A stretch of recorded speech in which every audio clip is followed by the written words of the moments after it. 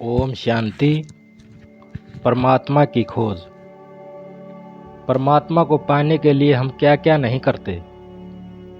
परमात्मा को पाने के लिए हम पूजा भी करते हैं, तप भी करते हैं, मंदिर भी जाते हैं, हवन भी करवाते हैं, यज्ञ भी करते हैं।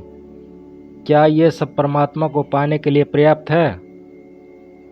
परमात्मा को पाना इतना सहज नहीं है और परमात्मा को पाना इतना कठिन भी नहीं है, क्योंकि हम परमात्मा को पाने के लिए तो कर्म करते ही नहीं, बस कर्म करते हैं तो अपने ज़रूरतों को पूरा करने के लिए। परमात्मा को याद करते हैं तो अपने निज स्वार्थ के लिए। परमात्मा को हम जब जानेंगे, पहले अपने आप को तो जान लीजिए कि आप हैं कौन, आप हैं क्या। स्वार्थ, लालच, लोभ, अहंकार, वासना और तृष्णा की एक ऐसी मोटी पट्टी हमारी आंखों पर पड़ी हुई है जो सांसारिक जीवन में ही उलझाई रखती है। कभी इस पट्टी को खोलकर अपने आप के अंदर झांकिए, अपने आप को पहचानिए, तब पता चलेगा कि परमात्मा कहाँ है। अब ध्यान से सुनो। एक नगर की बात है। उस नगर में एक राजा रहते थे। राजा वृद्ध हो चुके थे। ब्राह्मणों से, साधु संतों से, महात्माओं से अक्सर पूछते रहते थे कि कोई मुझे भगवान से मिला सकता है क्या। अब साधु संत सन्यासी वेद शास्त्रों की बातें करते, उपनिषदों की बात करते, तो राजा कह देता, मुझे परमात्मा से मिलना है, मुझे ईश्वर से मिलना है, मुझे तर्क नहीं चाहिए, कोई ठोस प्रमाण हो तो बताओ। साधु संत इस बात को सुनकर चुप हो जाते। राजा के इस प्रश्न का कोई उत्तर नहीं था। उन साधु संतों के पास काफी समय बीत जाने के बाद एक बार राजा के नगर में एक सन्यासी पधारे। राजा ने उनका भव्य स्वागत किया। वही प्रश्न कर बैठा कि क्या आप मुझे ईश्वर से मिला सकते हैं? मुझे तुम्हारा तर्क नहीं चाहिए, मुझे केवल मेरे प्रश्न का उत्तर चाहिए। यह बात तो हजारों सन्यासियों से पूछ चुका हूँ, अगर हो तो बताइए। साधु बाबा बोल पड़े, हे राजन, मुझे यह बताइए कि आप परमात्मा से, ईश्वर से अभी मिलोगे या कुछ देर बाद?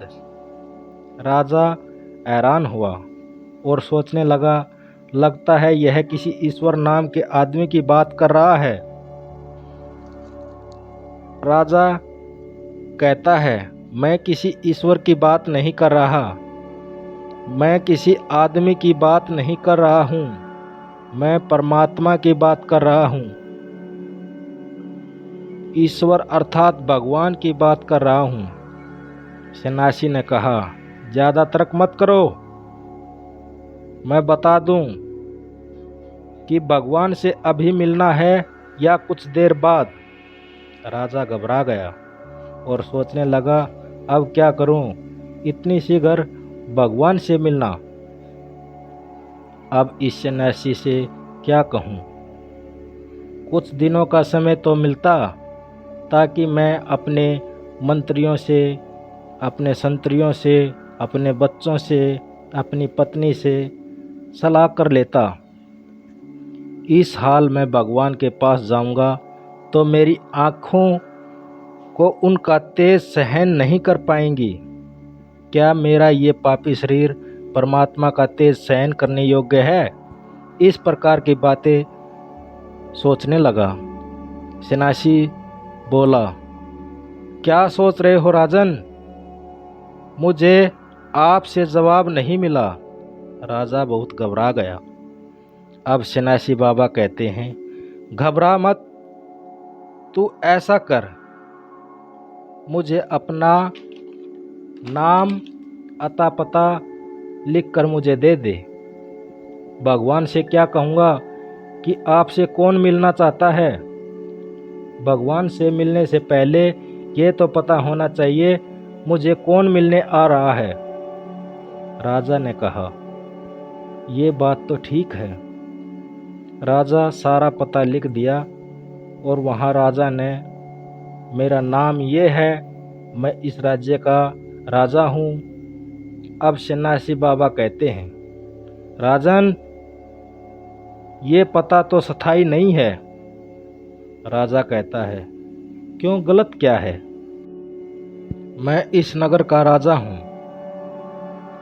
सन्यासी बाबा फिर कहते हैं, आपकी भी झूठ बोलने की आदत हो सकती है। हो सकता है आपकी प्रजा आपके डर से झूठ बोल दे कि तुम यहाँ के राजा हो। चल ठीक है, मैं तेरी बात मान लेता हूँ कि तुम राजा हो। एक बात बताइए, अगर आप राजा न रहे, आप भिखारी हो जाओ, तो तुम्हारे भीतर कुछ बदल तो नहीं जाएगा, या तुम ही रह जाओगे? राजा ने कहा, इससे कोई फर्क नहीं पड़ता कि मैं राजा रहूं ना रहूं, मैं तो मैं ही, वो तो मैं ही रहूंगा। ठीक है, एक बात तो तय हो गई, तुम्हारा राजा होना सही परिचय नहीं है, सही पता नहीं है, इसलिए तुम राजा नहीं को और ही हो। अगर तुम्हारा नाम और रख दिया जाए तो तुम बदल जाओगे? राजा कहता है, नाम बदलने से क्या होगा, फिर भी मैं जो हूँ वही रहूँगा। ये भी तय हो गया कि नाम भी तुम्हारा सत्ता का अनिवार्य नहीं है, सारभूत नहीं है, आवश्यक नहीं है। यह भी तुम्हारा स्थायी पता नहीं है। नाम कोई और भी हो सकता है, इससे कोई फर्क नहीं पड़ता, फिर तुम ही हो। इसका मतलब यह है कि तुम्हारा सही परिचय नहीं है, सही पता नहीं है। मैं तुमसे एक बार फिर से पूछता हूँ, अपना सही परिचय दो। राजा कहता है, फिर मैं तो मुश्किल में पड़ गया।